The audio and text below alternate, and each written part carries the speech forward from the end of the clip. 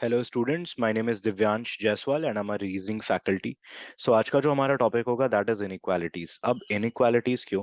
अभी कुछ सालों में हमने क्या ऑब्जर्व किया है कि एसएससी ने कुछ क्वेश्चंस पूछने स्टार्ट कर दिए हैं from the banking part, and this is one of them. पहले क्या होता था बच्चों की स्टूडेंट्स बहुत इजीली 25-24 क्वेश्चंस कर लेते थे, पर अभी कहीं ना कहीं उनको प्रॉब्लम क्यों फेस करनी पड़ती है? ऐसा नहीं है कि डिफिकल्टी बढ़ गई है। ठीक है, आपके लिए एक बड़ा चैलेंज क्या होता है कि आपको जो क्वेश्चंस करने पड़ते हैं वो थोड़े से डिफरेंट होते हैं, नॉट द डिफिकल्ट वन।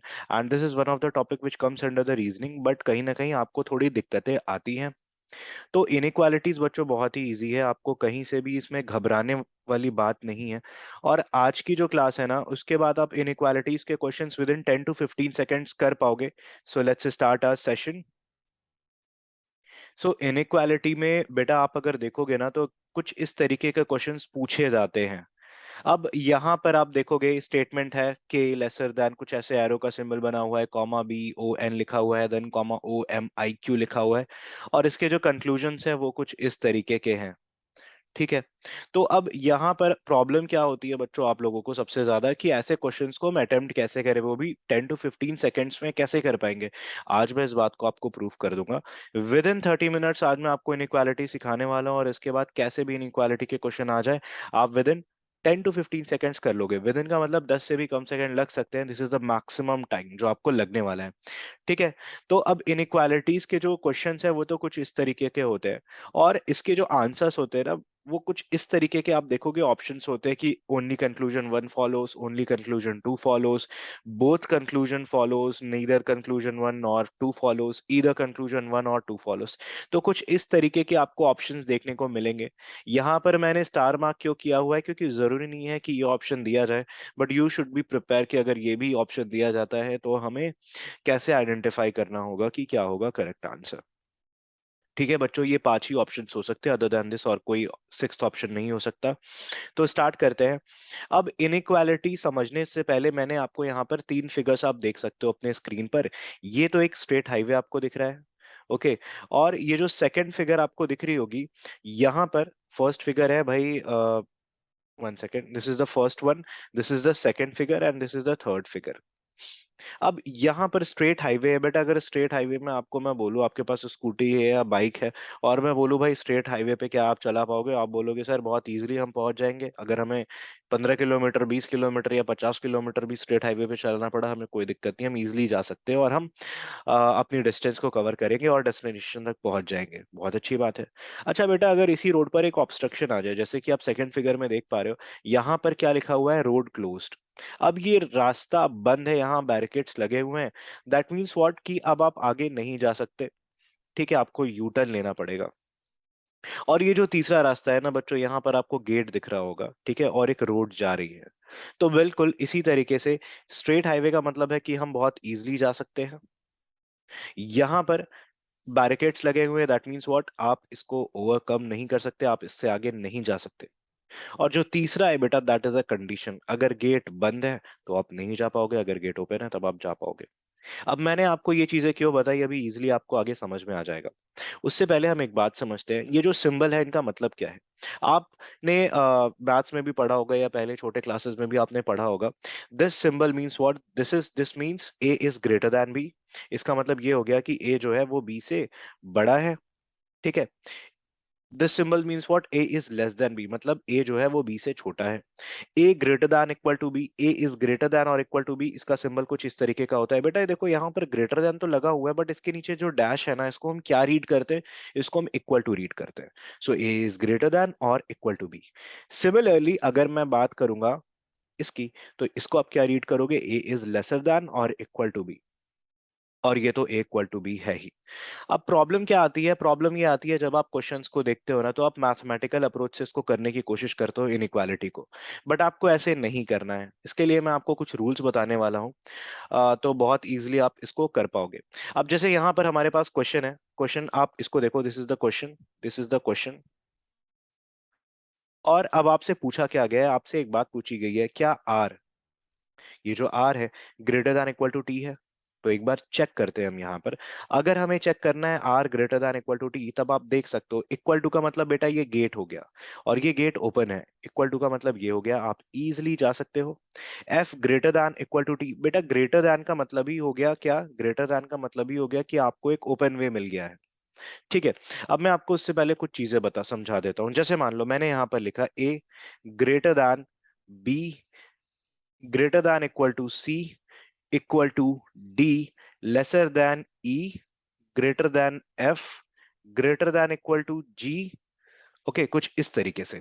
अब ये हमारे पास क्वेश्चन है, और मैं यहां पर आपको ये पूछूं कि क्या जो बी है दैट इज ग्रेटर देन ई। अब आप कैसे फाइंड आउट करोगे, एक बार हम इस चीज को समझते हैं। मैं थोड़ा सा पेन का कलर चेंज कर लेता हूं सो दैट आप इजीली आइडेंटिफाई कर पाओ। बेटा आपको करना क्या है, आपको ना सिर्फ बी को देखना है यहां पर, क्योंकि ये सिंगल चेन है, सिंगल चेन में करना बहुत ही आसान होता है। अब आपको बी से ई तक जाना है। जब आप बी से ई में जाने लगोगे तो आप देखो सबसे पहले आपके रास्ते में कौन आया, आप राइट साइड जाओगे, ये आपको पता होना चाहिए। अब हम जिस भी वे में जाएंगे अगर कोई ऑब्स्ट्रक्शन नहीं आता है, मतलब जैसे मैंने आपको इस फिगर में दिखाया था, इस फिगर में दिखाया था, दिस मीन्स व्हाट बेटा, इसका मतलब हो जाता है हम जिस भी वे में जा रहे हैं ना, उसके ऑपोजिट में अगर ये आ जाता है, ये वाला सिंबल हमारे पास आ जाता है, तब हम इसके आगे नहीं जा सकते। और अगर हम इस वे में जा रहे हैं और हमें इक्वल टू मिलता है या ग्रेटर दैन मिलता है, ग्रेटर दैन और ग्रेटर दैन इक्वल टू मिलता है, आप इजिली चले जाओगे, दिस लाइक स्ट्रेट हाईवे। और अगर मैं तीसरे फिगर की बात करूंगा ना बेटा, तो यहाँ पर इसका मतलब है गेट का मतलब होता है इक्वल टू। ठीक है। अब इसको समझते हैं कि हम किस तरीके से इसके क्वेश्चंस को अटेम्प्ट करेंगे। अब देखो मैं यहाँ पर अगर बी से ई में जा रहा हूँ, तो बी से सी में मैं इजिली जा सकता हूँ, क्योंकि आप देख सकते हो यहाँ पर ये वाला सिंबल है, तो आप इजिली इस डायरेक्शन में जा सकते हो। ये बेटा गेट है, गेट ओपन है, तो आप इजिली ओपन गेट के थ्रू जा सकते हो। बट यहाँ पर क्या हो गया, यहाँ पर ऑब्स्ट्रक्शन आ गया, यहाँ पर रास्ता बंद है। तो अगर रास्ता बंद है तो क्या आप डी से ई पर जा सकते हो, नहीं जा सकते हो। That means B greater than E. अगर ऐसा कंक्लूजन है तो हम बोलेंगे ये गलत है। बात समझ में आ गई आप लोगों को, होपफुली क्लियर होगा। अब देखो बच्चों, अगर यहाँ पर मैं आपको एक क्वेश्चन दूं कि क्या जो ई है दैट इज ग्रेटर देन जी, क्या ये है, तो एक बार हम इसको जरा चेक करते हैं। अब देखो आप यहाँ पर अगर मैं ई को पिक करूंगा और जी को पिक करूंगा और ई से जी की तरफ अगर मैं जा रहा हूं, तो ई से पहले मैं गया एफ की तरफ, इजिली मैं चला गया। अब एफ से अगर मैं जाऊंगा जी की तरफ, तब भी मैं इजिली पहुंच जाऊंगा, क्योंकि यहाँ पर ये क्या है, this act as a straight highway जहां पर कोई ऑब्स्ट्रक्शन नहीं है। और ग्रेटर दैन इक्वल टू, ये भी आपको एक स्ट्रेट हाईवे की तरह ही है, या मैं बोलूं स्ट्रेट हाईवे भी है और गेट भी ओपन है। बात समझ गए आप। ठीक है। तो ई से जी तक हम जा सकते हैं, बिल्कुल जा सकते हैं, तो ये बिल्कुल ही सही होगा। आपको बात समझ में आ गई। आपको मैं कुछ और इलस्ट्रेशंस भी देता हूँ। जैसे कि इस क्वेश्चन में हम आते हैं यहाँ पर, पहला क्या पूछा गया, पहला कंक्लूजन ये था y ग्रेटर दैन p। क्या y जो है वो ग्रेटर दैन p है, एक बार हम इस चीज को ऑब्जर्व करते हैं। तो देखो बेटा, आप y से आप जाओगे f की तरफ, बिल्कुल जा सकते हो। ठीक है। अब F से आप O की तरफ जा सकते हो, नहीं जा सकते। क्यों नहीं जा सकते, क्योंकि हम जिस डायरेक्शन में जा रहे हैं ना, हम जिस भी डायरेक्शन में जाते हैं, अगर ऐसे ऐसे हमें मिल रहा है, कुछ इस तरीके से एरोज मिल रहे हैं, फिर तो ठीक है। बट इसके ऑपोजिट अगर हमें देखने को मिलेगा, that will act as a close barricade, तो आप उसको ओवरकम नहीं कर सकते, आप नहीं जा सकते। ठीक है।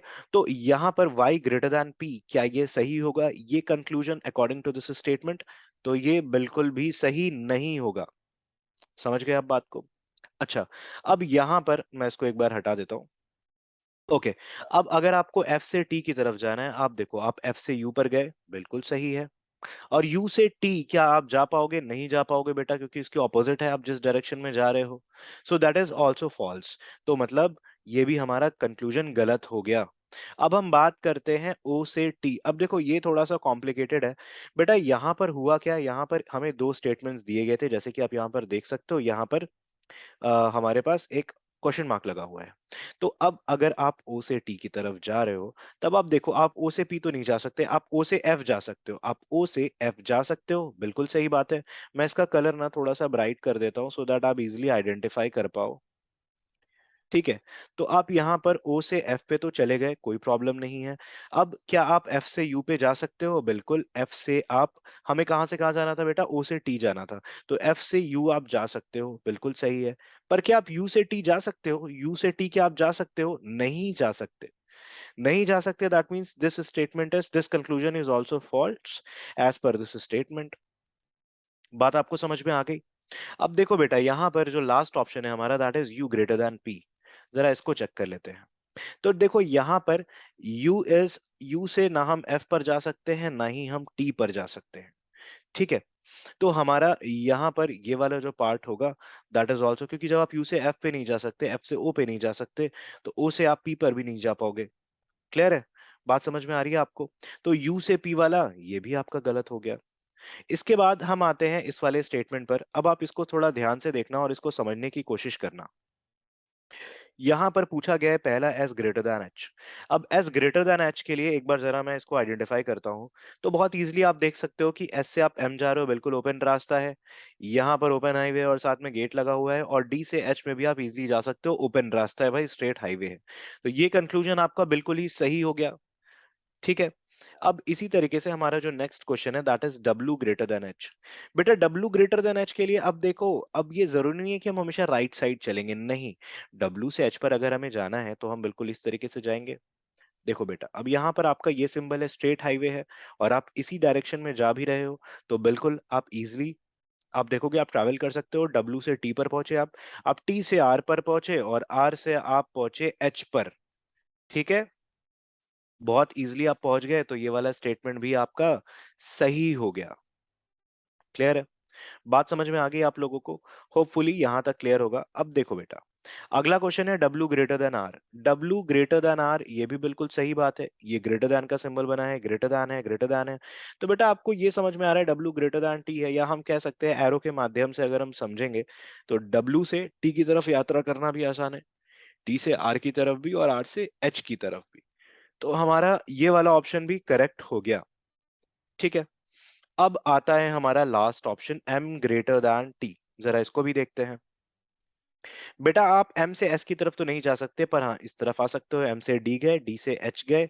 अब एच से बेटा आर, ये वाला सिंबल आ गया, इसके ऑपोजिट हम जिस डायरेक्शन में जा रहे थे, तो आप नहीं जा सकते यहाँ पर। क्लियर है? तो इसलिए हमारा ये वाला जो ऑप्शन होगा ये हो जाएगा गलत। तो यहाँ पर कंक्लूजन 1, 2 एंड 3 फॉलोज। बात समझ में आ गई आपको? ठीक है।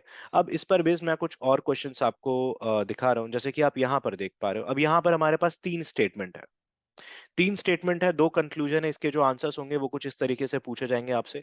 Only conclusion one follows, to follows, both follows, neither one और नॉफ टू फॉलोज, या ईदर वन और टू फॉलोज।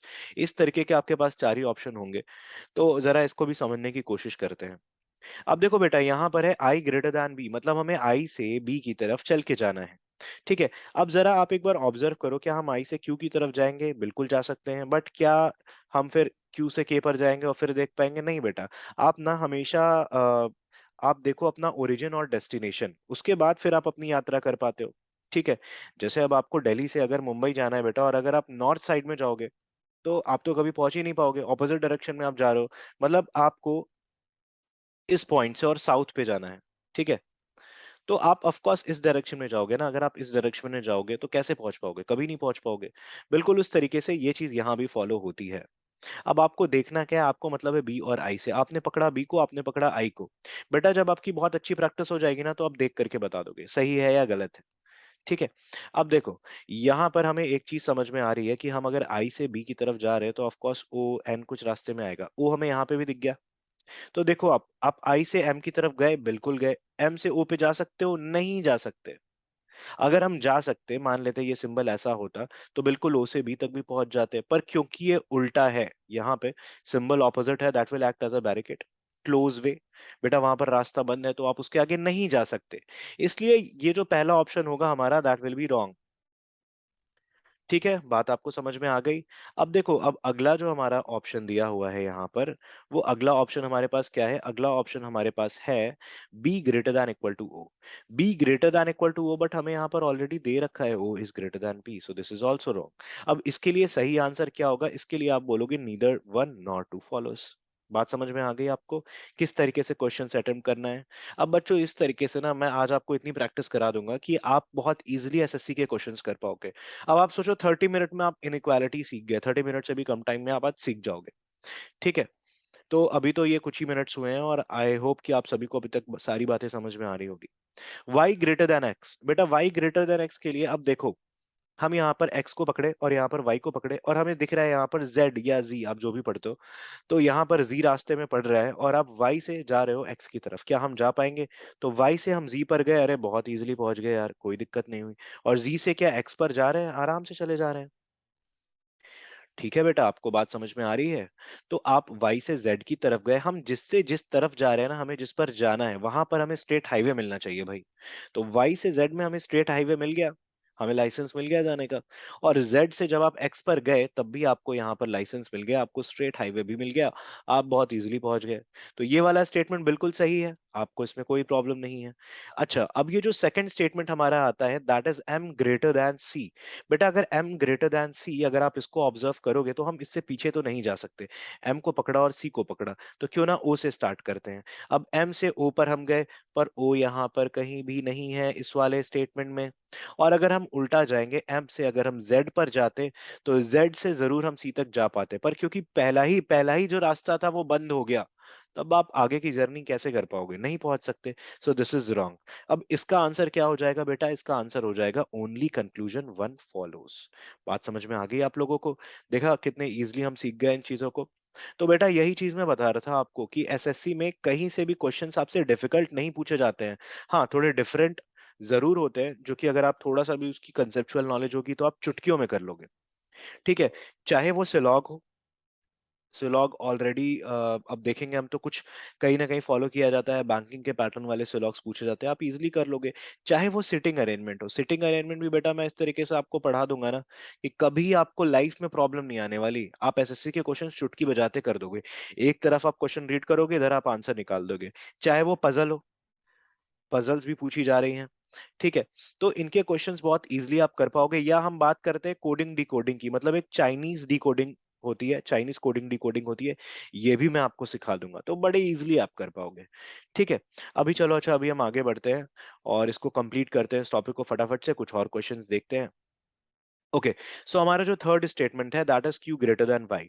बेटा क्यू ग्रेटर देन वाई है तो आप क्यू को पकड़ो और वाई को पकड़ो। अब देखो, क्या आप क्यू से कहीं जा सकते हो, ओ पर जा सकते हो, जे पर जा सकते हो? नहीं जा सकते। अगर ये सिंबल ऐसा होता तब आप जे तक पहुंचते, कैसे?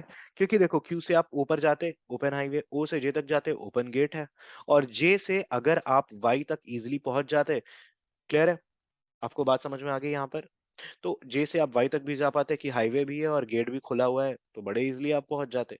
बट क्योंकि जो पहला स्टेप था वहीं पर क्या हुआ बेटा, यहीं पर ही ऑपोजिट सिंबल आ गया, तब आप वाई से, सॉरी क्यू से वाई तक जा सकते हो? नहीं जा सकते। ठीक है, मैंने यहाँ क्यू को पकड़ा और वाई को पकड़ा, नहीं जा सकते हम। अच्छा, अब अगर मैं बात करूंगा आपको, जेड से ओ पर जाना है तो जेड से आप वाई पर गए। ठीक है, वाई से आप आर पर गए। क्लियर है? अच्छा, Z से Y पर गए, R तक हमें जाने की जरूरत नहीं है, क्योंकि सेकंड स्टेटमेंट में हम क्या देख पा रहे हैं, Y से हमें J की तरफ जाना था, नहीं जा पाए। अगर हम जा सकते तो J से O भी आराम से चले जाते। बात आपको समझ में आ गई? मैंने Z से Y को पकड़ा, Y से फिर मैं J की तरफ देखा तो यहाँ पर क्या था बेटा, बैरिकेड्स लगे हुए थे, मतलब एक तरीके से आप लगा दो कि गेट भी बंद था और बैरिकेड्स भी लगे हुए थे। ठीक है, तो अब आप वाई से जे पर नहीं जा सकते, यहाँ पर वाई से जे पर आप नहीं जा पाओगे। क्लियर है? Just a second. ठीक है, तो ये वाला स्टेटमेंट भी हमारा गलत हो गया। मैं आपको एक बार फिर से सेकंड वाला एक्सप्लेन कर देता हूँ। देखो बेटा, जेड को हमने पकड़ा और हमने पकड़ा ओ को। अब देखो, जेड से हम गए वाई, वाई से हम गए आर। ठीक है, बट आर सेकंड स्टेटमेंट में नहीं है, थर्ड स्टेटमेंट में भी नहीं है, तो आप सीधा पकड़ो सिर्फ वाई को। वाई से आप जे पर जा सकते हो? नहीं जा सकते। ओके, वाई से आप जे पर नहीं जा सकते, और जे से ओ पर फिर कैसे जा पाओगे? अगर यहाँ पर सिंबल होता तब आप आराम से पहुंच जाते।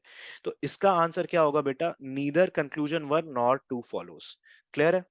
अब हम आते हैं चौथे क्वेश्चन पर। चौथे क्वेश्चन में बोला गया है एम ग्रेटर देन एन।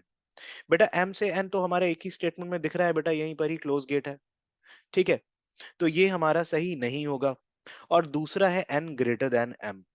तो बेटा देखो, यहाँ पर या तो हमारा ये वाला ट्रू होगा या तो ये वाला ट्रू होगा, क्योंकि ऐसा तो नहीं है कि n इक्वल टू m है। ठीक है, तो दोनों में से एक स्टेटमेंट तो ट्रू होना ही होना है, क्योंकि ये भी गलत है, ये भी गलत है, ऐसा हो नहीं सकता। एन ग्रेटर देन एम ये भी नहीं है, क्योंकि बेटा देखो यहाँ पर ओपन बैरिकेड्स है, यहाँ पर सॉरी एन से जे में क्या है, क्लोज है, रास्ता क्लोज है, और जे से एम में आप जा सकते हो इजीली, तो यहाँ पर नहीं जा सकते।